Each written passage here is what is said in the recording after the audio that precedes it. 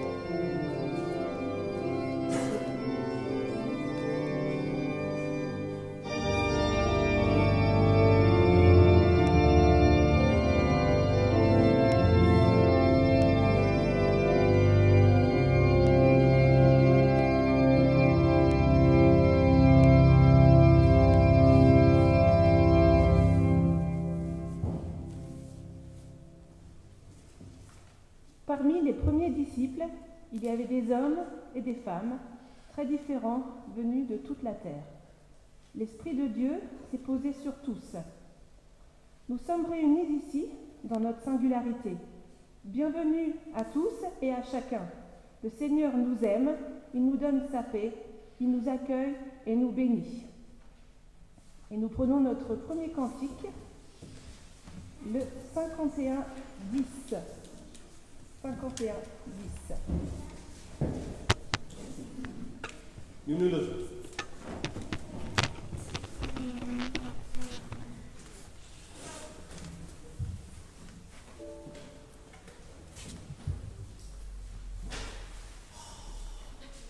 C'est pas possible.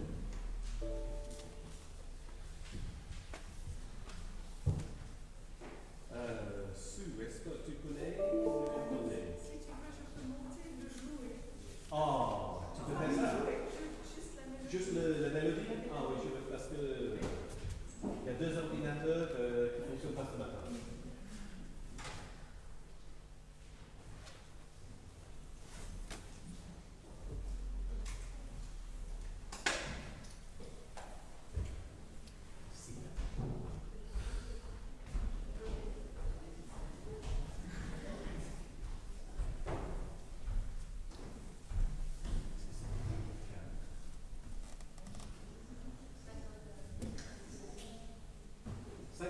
Oui, c'est 51-10, c'est pas le 55-10, ok? Donc c'est ce qui est sur le panneau. C'était ma faute, là, mon erreur.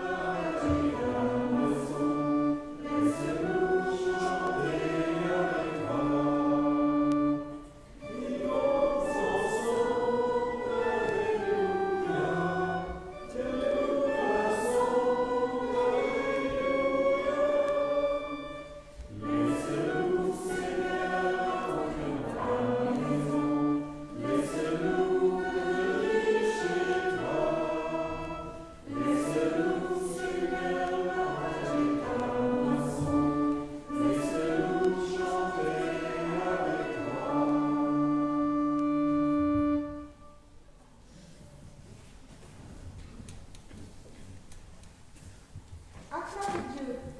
Toute la terre, fêtez la gloire de son nom. Glorifiez-le en célébrant sa louange.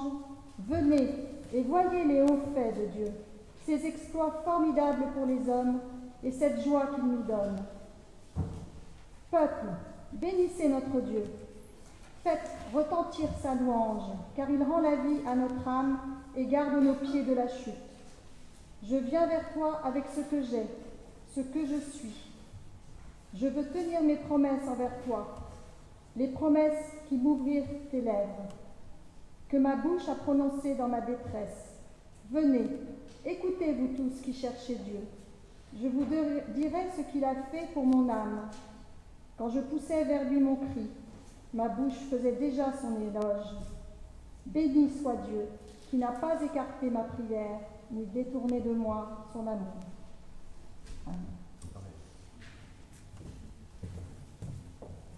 Sue, tu continues?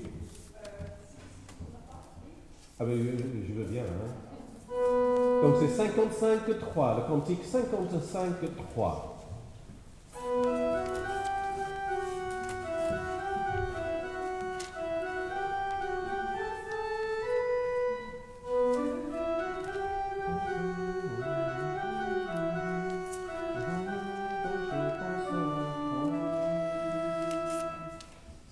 Fais jaillir en moi des fontaines de joie, ô Seigneur, quand je pense à toi.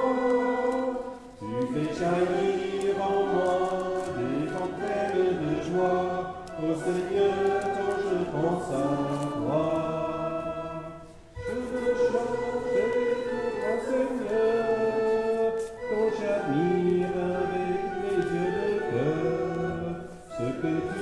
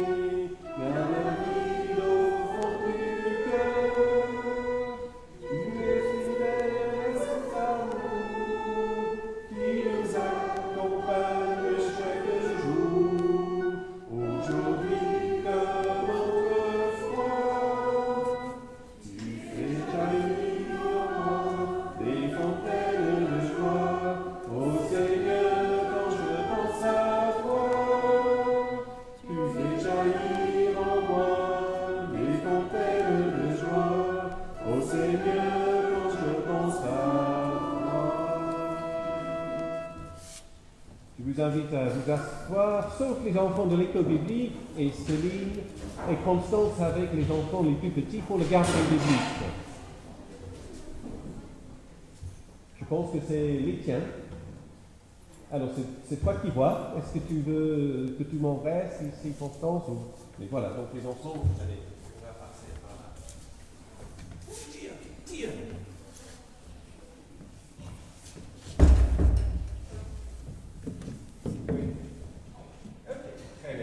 Donc il y a des dessins à faire. Ouais.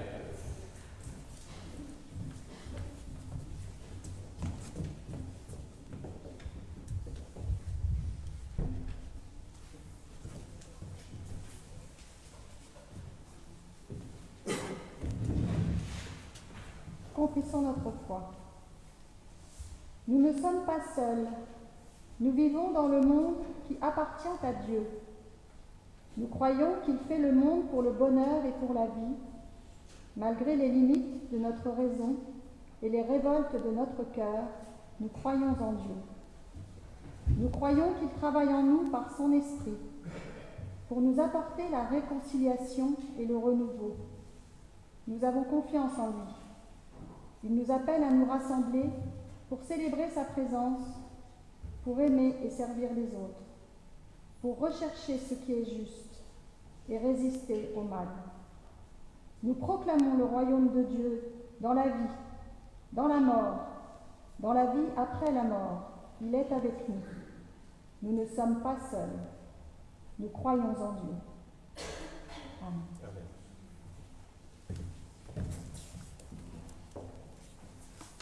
Pour exprimer notre joie d'être dans la présence de Dieu, nous prenons le cantique 81, le psaume 81, et nous chanterons les 3 premières strophes.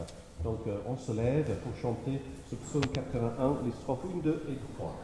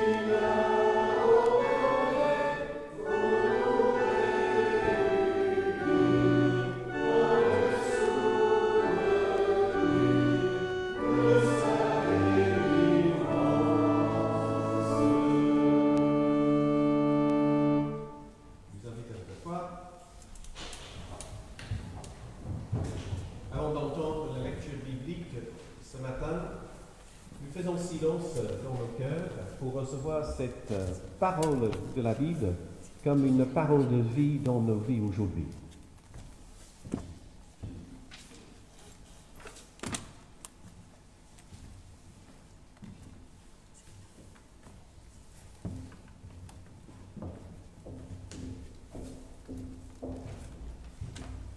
Marc chapitre 8, versets 31 à 38. Ensuite Jésus commence à enseigner ceci à ses disciples. Il faut que le Fils de l'homme souffre beaucoup. Les anciens, les chefs des prêtres et les maîtres de la loi ne voudront pas de lui. Ils le feront mourir et 3 jours après, il se relèvera de la mort. Il leur dit cela très clairement. Alors Pierre prend Jésus à part et il se met à lui faire des reproches. Jésus se retourne et il regarde ses disciples. Et il fait des reproches à Pierre. Il lui dit « Va-t'en, passe derrière moi, Satan, tu ne penses pas comme Dieu, mais comme les hommes. » Ensuite, Jésus appelle la foule avec ses disciples et il leur dit « Si quelqu'un veut venir avec moi, il ne doit plus penser à lui-même, il doit porter sa croix et me suivre.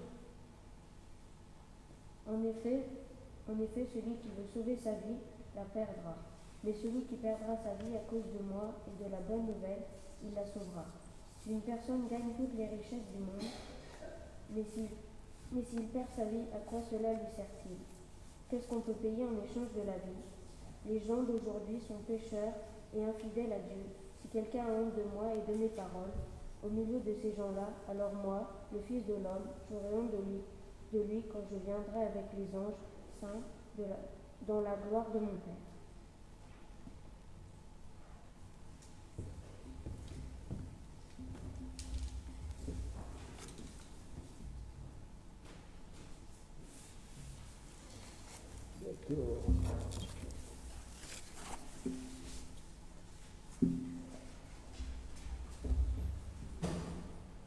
Voilà, si vous êtes trop loin de l'écran, je vous invite à vous approcher un peu pour voir ce qui est sur l'écran, mais si vous êtes bien là où vous êtes, vous restez là où vous êtes.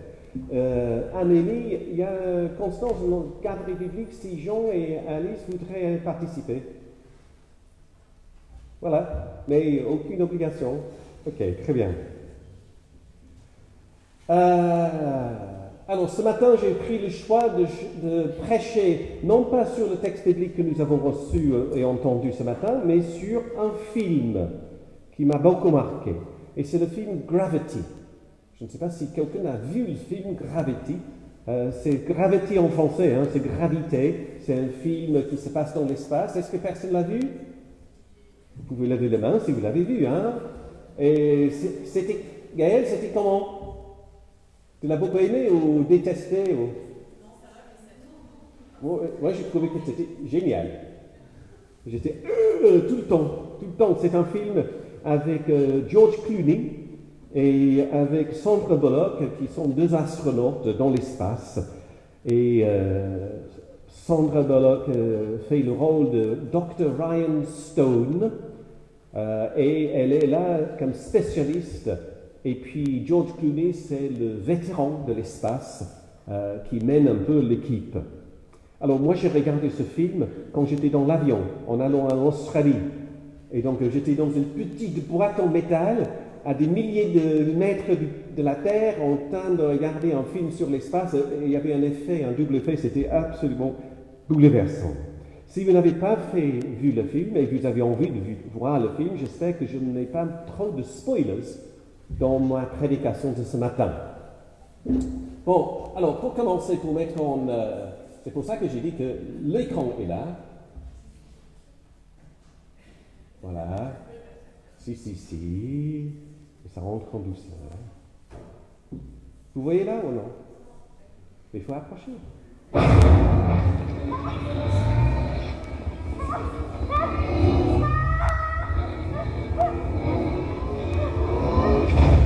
Astronaute hors structure, le docteur Stone est hors structure. Détachez-vous, il faut vous détacher. Si vous ne vous détachez pas, le train va vous emporter trop loin. Écoutez ma voix, concentrez-vous, je vous fais ambition. Il y a une excuse de localité. Il faut vous détacher, je ne vous vois plus. Détachez-vous.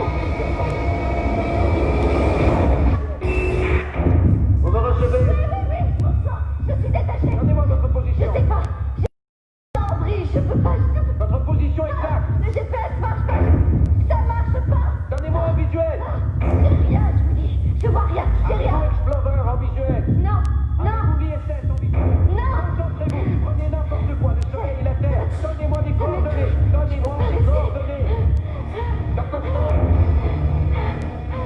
Vous brûlez de l'oxygène, il faut siroter, pas engloutir.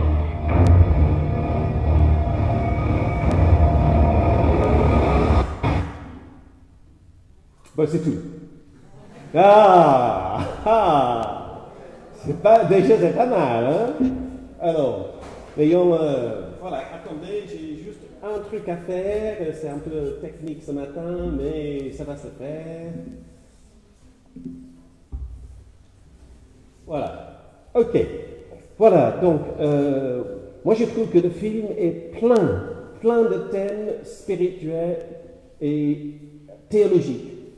C'est pas étonnant, un film d'Hollywood, normalement, on a des traces bibliques et théologiques dans ces films. Il ne faut pas chercher trop loin. Et donc, ce matin, je voulais prendre ce film pour parler de ce que c'est d'être un disciple de Jésus. Et je vais parler de ce que c'est d'être un disciple de Jésus à partir de la relation entre ces deux astronautes, George Clooney et Sandra Bullock, donc Stone et Walaski. Et je vous explique tout rapidement le film.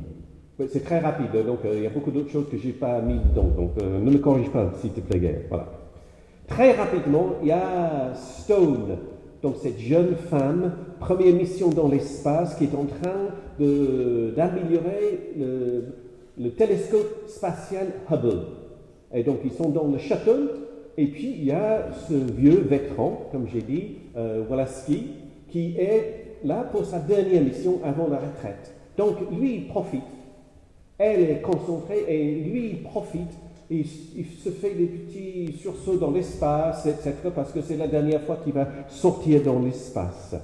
Et donc, tout va bien, comme vous pouvez imaginer, c'est un film, hein, jusqu'au moment où un tas de débris de l'ancien satellite fait collision avec le shuttle, qui détruit le Space Shuttle et qui tue les autres membres de l'équipage. Heureusement pour le film, il y avait les deux héros qui s'en échappent, hein, voilà. Et donc, comme vous avez vu dans le film, le petit clip, elle est projetée dans l'espace. Sans rien, juste son oxygène sur le dos.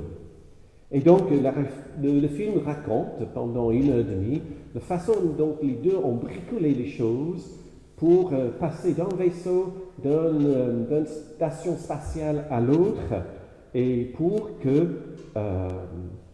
ça termine. Et à un moment donné, l'oxygène manque, et puis Walewski, le plus expérimenté, sait qu'il n'y a que la solution pour un et pas pour les deux. Et donc, à un moment donné, afin que Stone, la jeune femme, survive, lui coupe le cordon pour se séparer d'elle. Donc, il y a plusieurs thèmes dans le film, comme j'ai dit. Mais aujourd'hui, j'aimerais bien regarder ce que c'est d'être un disciple de Jésus. Et puis, je vais faire quelques points. 5. Comme ça, vous savez, quand vous arrivez au 5e point, j'ai terminé la prédication.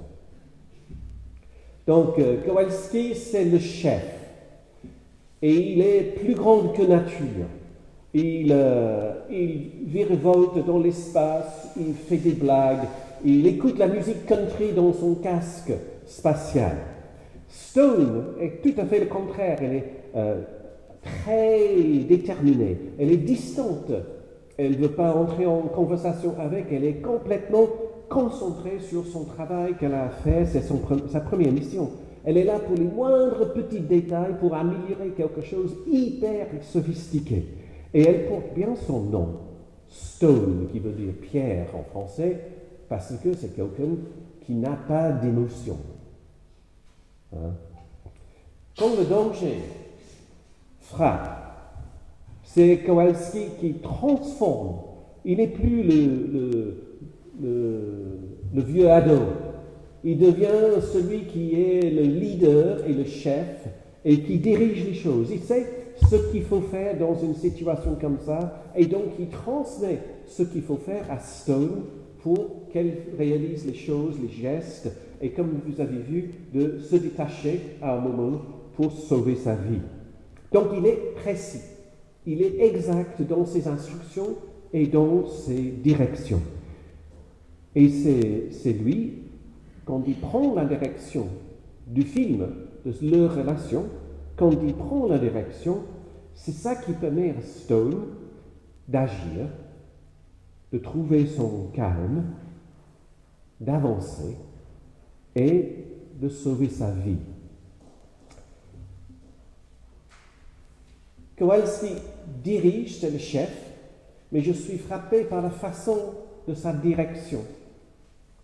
Il est jamais emporté, il n'est jamais fâché, il ne crie pas, il est toujours calme, il encourage. Toujours, il encourage. Il y a un mot par-ci par-là pour Stone quand elle réalise quelque chose un peu difficile. Il y a un mot d'encouragement, tout de suite dans les oreilles, dans son casque. Et toujours, il loue, il fait louange des efforts de Stone. Et il sait transmettre son espérance à ce jeune collègue en lui donnant la force de rester cool face à l'adversité. Il y a tout un jeu dans le bande sonore de film qui est à la fois, on entre dans le casque de l'astronaute et on entend, comme vous avez entendu son cœur battre dans le clip, et parfois on a le son de l'extérieur, des ondes de radio, etc. Et ce jeu-là fait qu'il y a une proximité presque à l'intérieur de cette jeune femme de son chef. Et puis, le film, il y a deux basculements. Il y a le premier basculement quand le débris arrive et puis plein de figures. Et le deuxième, c'est quand nous les personnes qui regardent le film, quand nous réalisons qu'ils ne vont pas pouvoir sortir tous les deux. Qu'il faut qu'un reste. Et il faut que Kowalski quitte Stone. Il doit couper le cordon qui les lie l'un à l'autre afin que Stone puisse survivre, vivre même, plus que survivre. Il réalise à ce moment-là, dans sa dernière mission, qu'il a fait tout ce qu'il a pu faire pour Stone et que sa présence physique dans leur relation est un frein pour sa vie et sa continuité.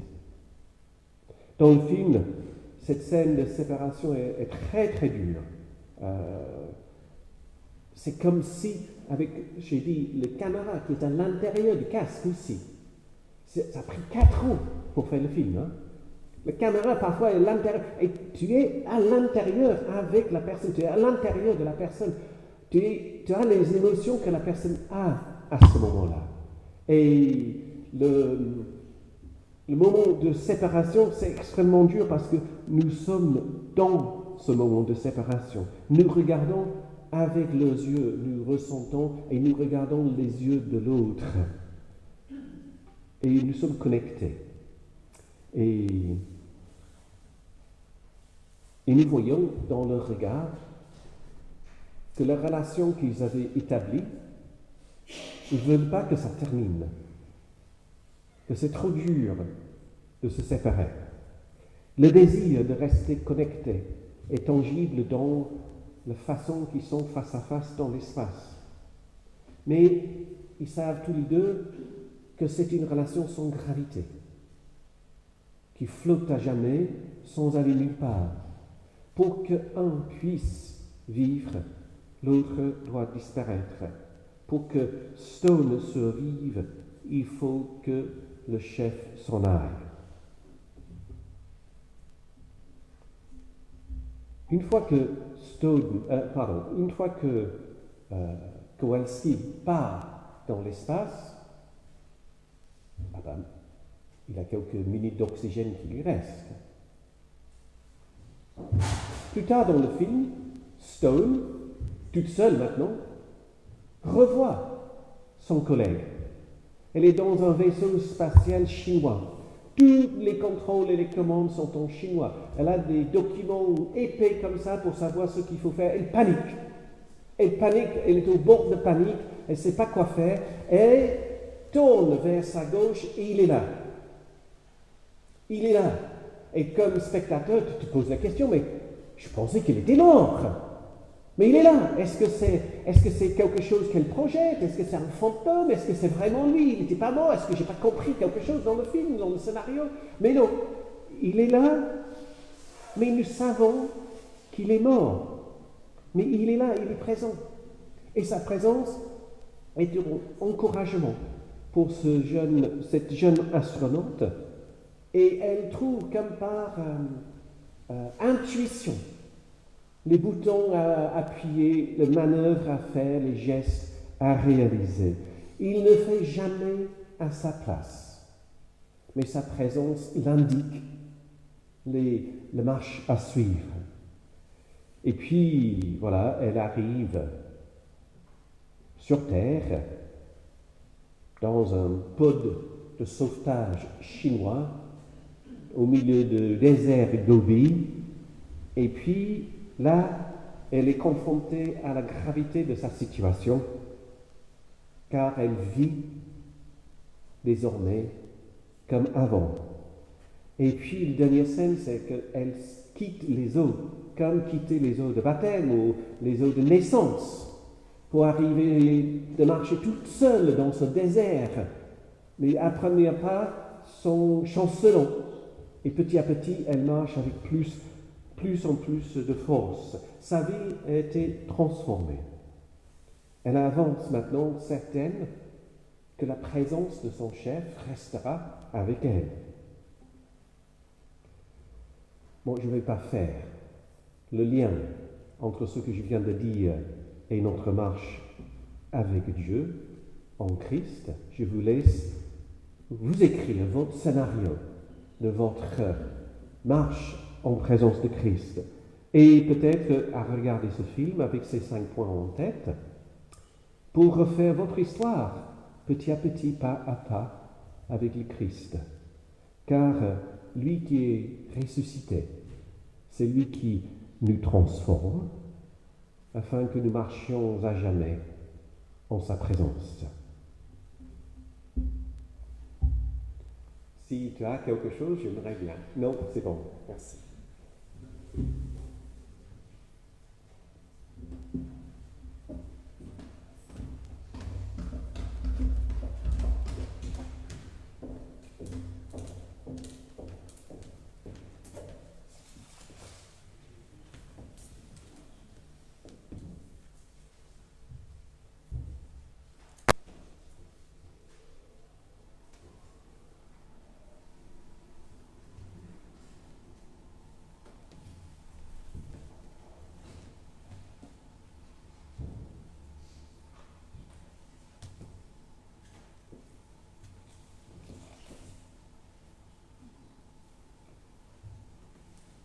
Levons-nous pour chanter le cantique 44-16.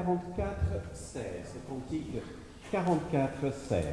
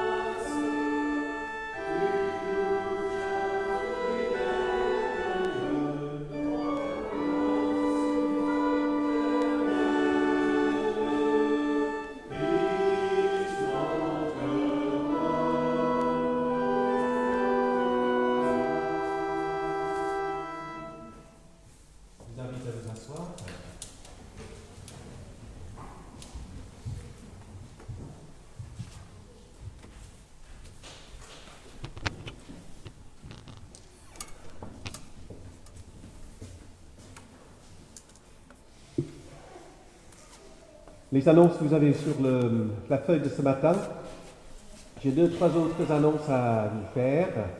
Donc j'ai reçu dans ma boîte aux lettres un petit sac, et puis ça faisait un bruit. Je me suis dit, mais c'est quoi ça? Est-ce que c'est quelqu'un qui a laissé un masque dans ma boîte aux lettres? Mais non! C'est sur 4 cailloux écrit bonheur.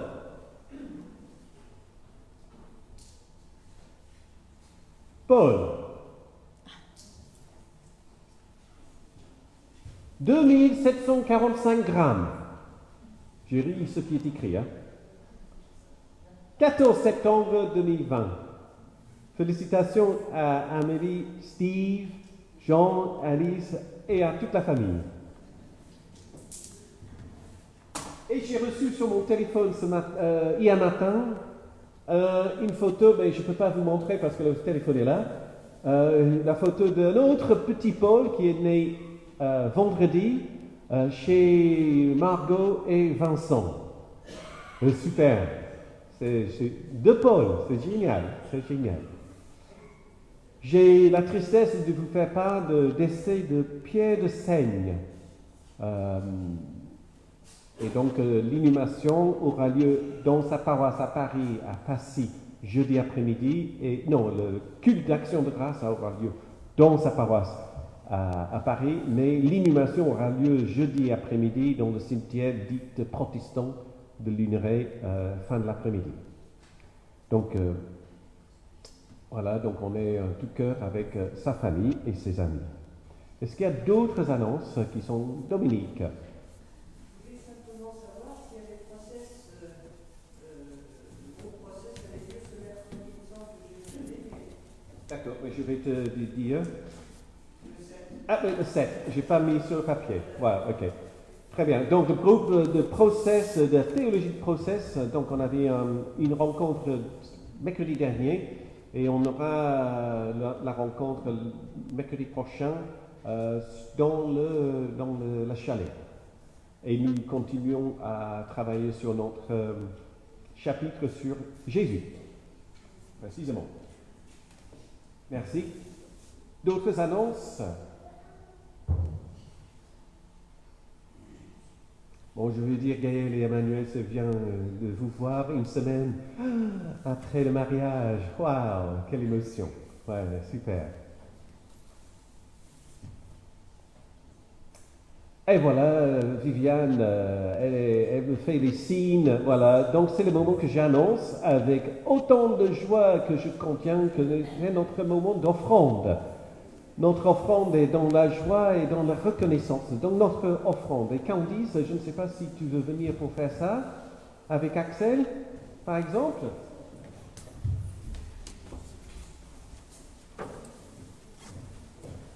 J'ai une musique normalement. Normalement.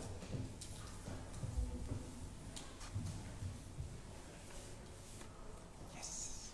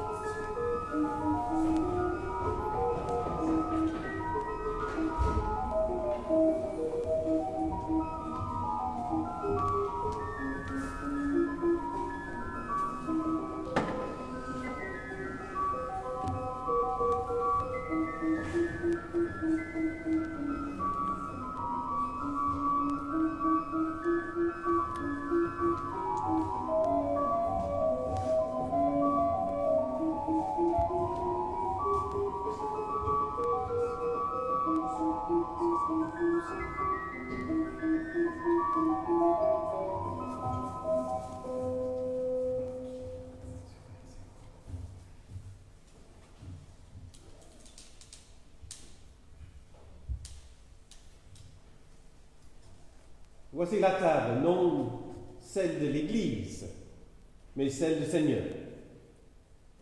Elle est dressée pour ceux et celles qui le cherchent, qui veulent l'aimer de plus en plus. Alors, vous êtes invités, si vous avez beaucoup de foi, ou peu, car votre place est ici à cette table. Vous êtes invités si vous venez souvent, ou très rarement, ou jamais de la vie. Vous êtes invités si vous suivez le Christ et si vous essayez de le suivre. Viens, car ce n'est pas moi qui vous invite, c'est lui. C'est notre Seigneur qui nous invite, nous tous. C'est sa volonté que celles et ceux qui le désirent le rencontrent en ce moment. Je vous invite à vous lever et venir en faisant un cercle dans les allées latérales et autour de la table, en maintenant les distances, et venez avec votre papier, parce que nous allons chanter le cantique dans le carré jaune. Et si dans les allées latérales, vous pouvez vous mettre juste à l'intérieur du banc, comme Françoise, par exemple, voilà, tu vois, comme ça on peut passer dans les deux allées.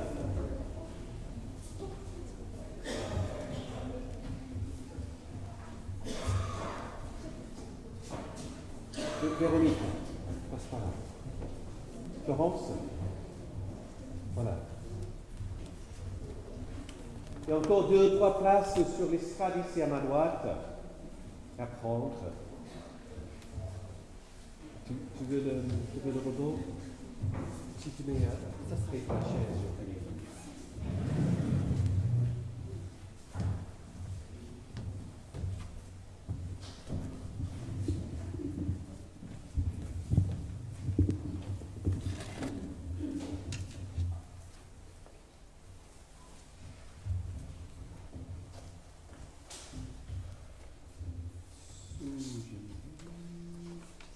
Tu peux nous entonner pour passer mon cœur? What's the tune? Ah, tu ne sais pas quel numéro c'est. J'ai pas la mélodie. 53, 3. 53. Oh, attends, parce que je pense que je l'ai ici. Je l'ai ici. De toute façon, on va pouvoir se défendre. Si,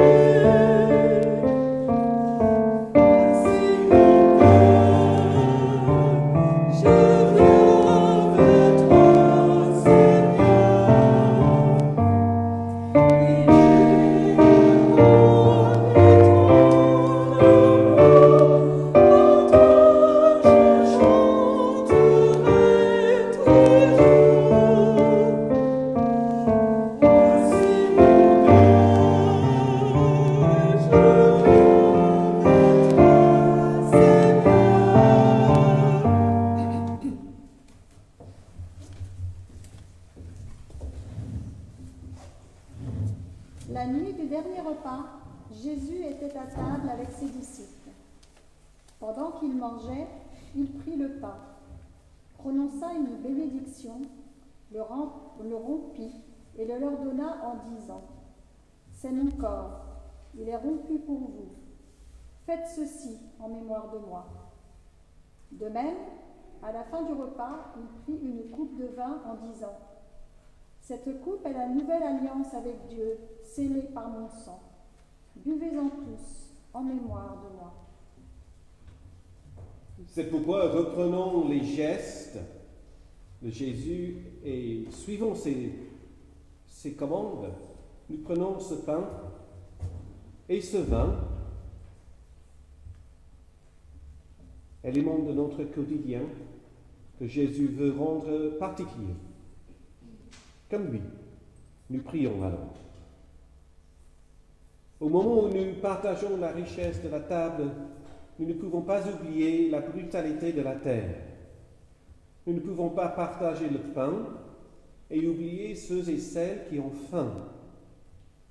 Le monde est un seul monde et nous sommes responsables de son alimentation. Seigneur, que notre prospérité soit au service des pauvres. Nous ne pouvons pas prendre le vin et oublier les assoiffés. Le sol et tous les déracinés, la terre de ces peuples épuisés crient pour la justice. Seigneur, que notre abondance soit au service des manques. Nous ne pouvons pas entendre les mots de paix et oublier les régions du monde qui sont en guerre ou qui le préparent. Seigneur, montre-nous comment transformer nos armes en panneaux de bienvenue et la soif de pouvoir en désir de paix. Nous ne pouvons pas célébrer le festin de ta famille et oublier nos divisions. Nous sommes unis dans l'esprit, mais pas encore dans les faits. L'histoire et les blessures nous séparent encore. Seigneur, guéris ton Église de toutes ces divisions. Ici, à cette table, nous refaisons les gestes que tu as faits. Envoie ton esprit sur nous et sur ce pain et sur ce vin, qui deviennent pour nous ton corps et ta vie. Qu'à notre tour, nous devenions pour toi ton corps qui aime le monde et qui en prend soin jusqu'à ce que ton règne vienne. Nous te disons, notre Père qui es aux cieux, que ton nom soit sanctifié, que ton règne vienne, que ta volonté soit faite sur la terre comme au ciel. Donne-nous aujourd'hui notre pain de ce jour. Pardonne-nous nos offenses, comme nous pardonnons aussi à ceux qui nous ont offensés. Ne nous laisse pas entrer en tentation, mais délivre-nous du mal, car c'est à toi qui appartiennent le règne, la puissance et la gloire pour les siècles des siècles. Amen. Le pain que nous rompons est pain de vie, corps de Christ.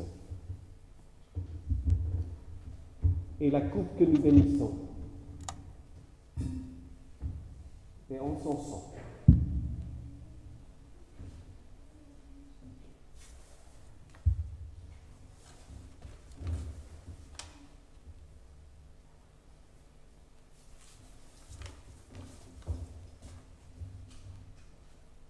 Pour toi.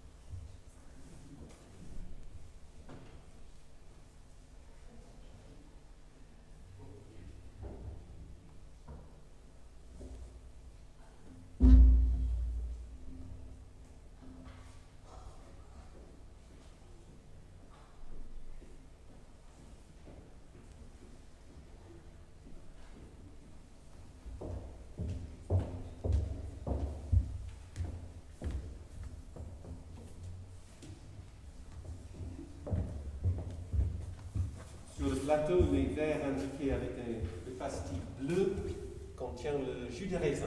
Donc si vous préférez les jus de raisin, c'est ça, ou c'est le vin dans les autres.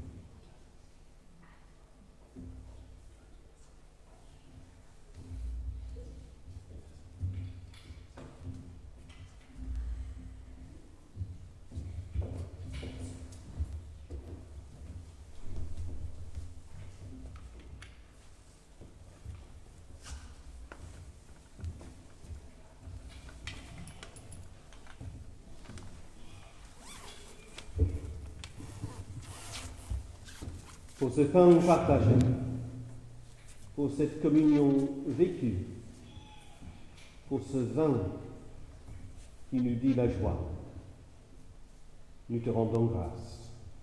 Amen.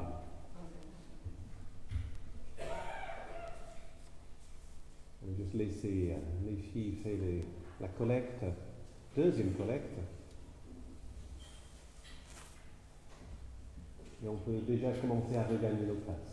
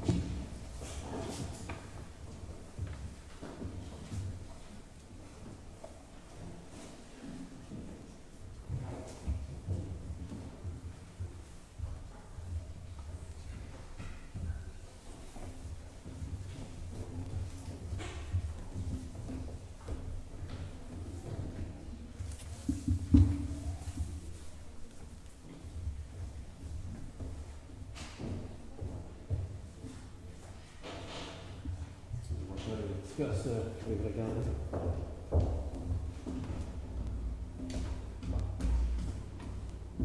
Donc, deux catéchumènes, Lola et César, sont confinés à la maison. Et César nous a envoyé les prières d'intercession, quand je vois où je suis, en WhatsApp.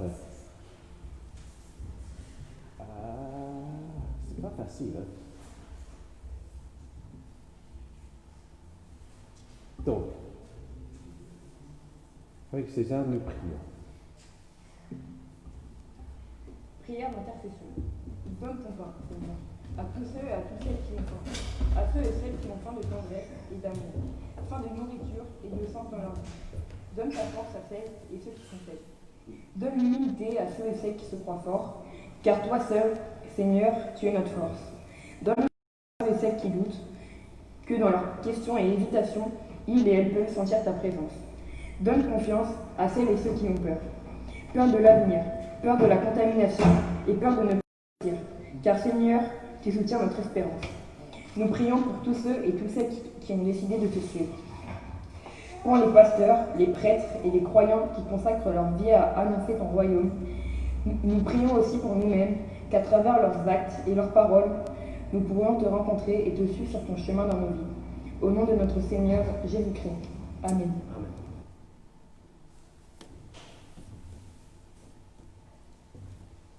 Et donc, vous pouvez imaginer que les deux sont ravis de savoir qu'ils peuvent connecter pour la séance de café par Skype cet après-midi. Ouais.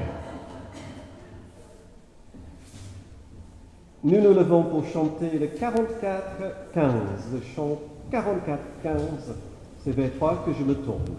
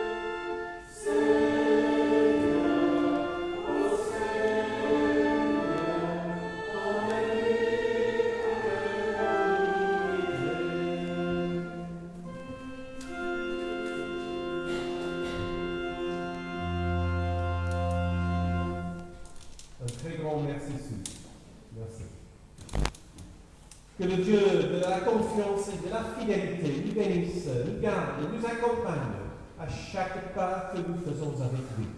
Au nom du Père, du Fils et du Saint-Esprit. Amen.